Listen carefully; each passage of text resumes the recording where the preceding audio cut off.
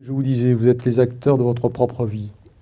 Soyez la personne que vous voudriez avoir à vos côtés, celle qui mérite de partager votre vie. Est-ce que vous avez le courage de rentrer à l'intérieur et d'aller voir comment vous fonctionnez réellement pour savoir si vous méritez quelqu'un qui est à la hauteur de ce que vous êtes?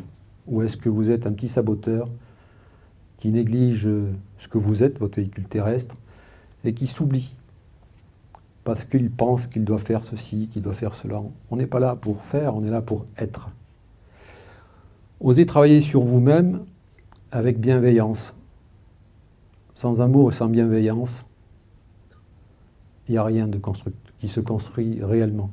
Il n'y a rien qui se fait facilement. Si vous êtes dans cette écoute et dans cet accueil de vous-même, vous verrez que les synchronicités de la vie vous faciliteront beaucoup de choses. Mais encore faut-il être à l'écoute. Encore faut-il sortir de ce triangle de Cartman. Je ne peux pas être la victime, je ne peux pas être le bourreau et je ne peux pas être le sauveur. Je travaille avec le milieu médical dans la gestion de stress.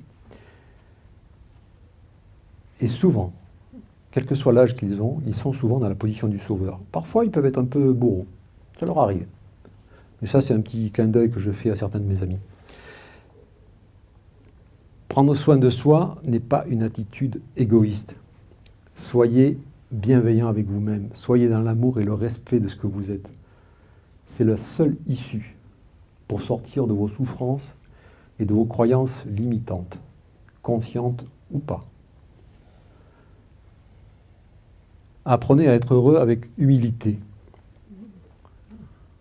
L'humilité, qu'est-ce que c'est? C'est l'accueil de soi. Je suis ce que je suis.